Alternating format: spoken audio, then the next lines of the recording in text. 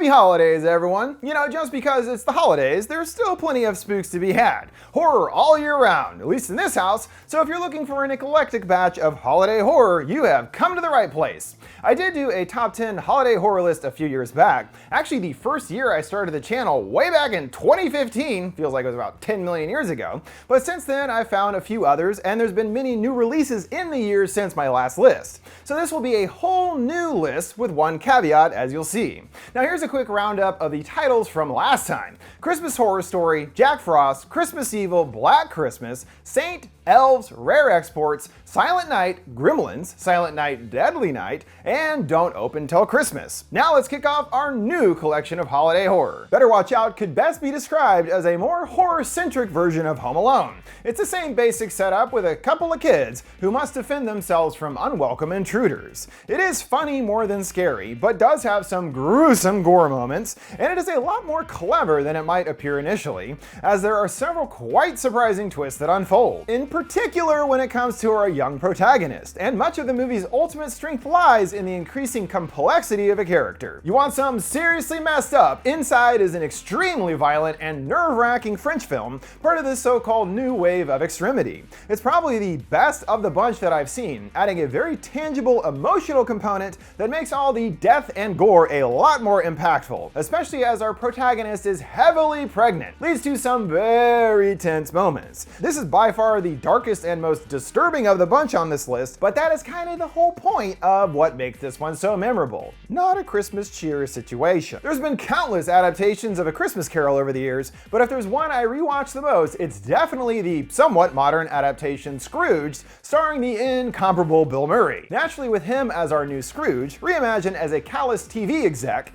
Murray's particular comedic sensibilities are all over the film, and it is quite hilarious. But it also does have a surprising horror undercurrent that makes this a lot more frightening than we might expect. At least for me when I saw it when I was a kid. It's that marriage of comedy and horror that makes this a holiday staple for me. A big motivator for this new list was actually hearing myself talking about Black Christmas in my previous video. I didn't like it apparently, and when I was rewatching it, it was so weird to disagree with myself. I was like, what the hell am I talking about? Because the original Black Christmas is a groundbreaking slasher, and in many ways paved the way for what the slasher genre became for decades. Sure, it's from the 70s, so it's not all modern and flashy, but that really adds to the charm, making it more like a subtle psychological affair. This is really the granddaddy of Xmas horror, and I don't know what I was talking about years ago. What a moron. Deadly Games, Dial Code Santa Claus is another similar to the mold of Home Alone. Yet this nutty French flick actually came out many months prior. This was even brought up to the director of Home Alone, but of course there is no real plagiarism at play here. Sure, the setups are similar, with a young boy tasked to fend off an intruder at Christmas,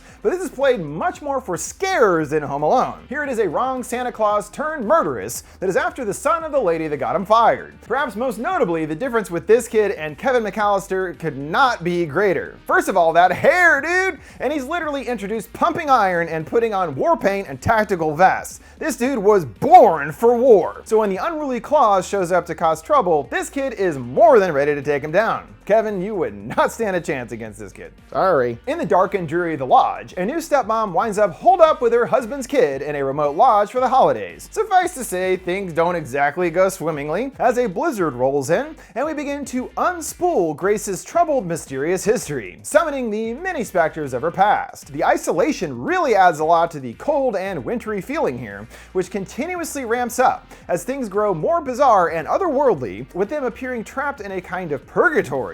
It all leads to a shocking revelation that turns the entire movie on its head, resulting in a disturbing outcome for the new family. While there are plenty of zombie flicks and even zombie comedies out there, I am not too sure that there are too many zombie comedy horror musicals, and fortunately, Anna and the Apocalypse lives up to the brazen promise of its premise. There's a real subtle charm and wit to this Australian set tale, but it also isn't afraid to go for some heart-wrenching deaths as well. The characters are all well-defined and hilarious, hilarious. In particular, the sadistic school headmaster stands out.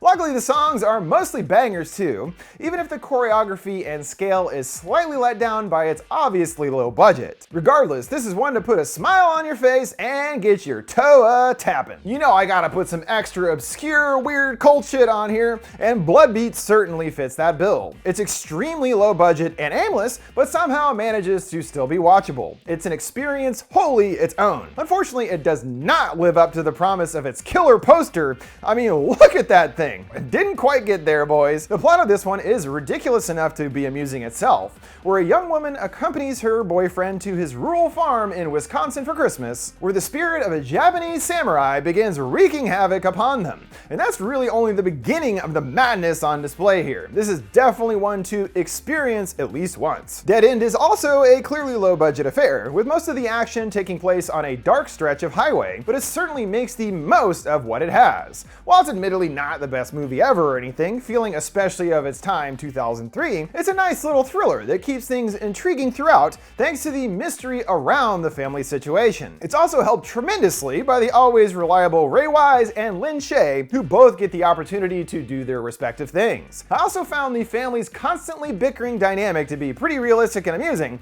Hey, we all know how that goes, right? Especially around the holidays. Leave me alone, Uncle Joe, you sack of crap. Pass the gravy, dickhole. Just as he did before with Trick or Treat, writer-director Michael Dougherty next turned his attention to another beloved holiday, and just as with his prior work, creates an instant Christmas classic with Krampus. This is pretty much the perfect holiday horror movie, and really does hit all of the hallmarks of the genre with great aplomb. It's scary, funny, and even tugs on the old heartstrings a little bit. It also has some killer practical effects courtesy of Weta FX, yup, Peter Jackson's company, and the masked Krampus, along with his various killer elves, and of course the gingerbread men, make this one extra memorable and appealing. Werewolves Within is probably the most straight-up comedy on the entire list, and it's not technically set at Christmas, but I just love this one. It's at least set in a small town during winter. Come on, close enough. Still got those snowy vibes. In the town of Beaverton, what appears to be a werewolf is killing citizens, and things suddenly turn into a twisting and turning whodunit with the cast. I think this one just really clicked for me with its offbeat sense of humor. This is an ensemble piece, and literally everyone is hysterical. It's all driven by our main leads, Sam Richardson and Melania Weintraub, yeah, the AT&T girl, and they have such great chemistry together, it's ridiculous. And the entire movie is driven by their relationship. This one is just a lot of fun. Well, that wraps it up for this holiday horror list for 2021. Are there any others that I've missed that you've gotta watch every year? What is your favorite from my list? Let me know your thoughts down in the comments below. Make sure to like, subscribe, and follow. Thanks for watching FoundFlix. See you next time, and have a happy holidays, everyone.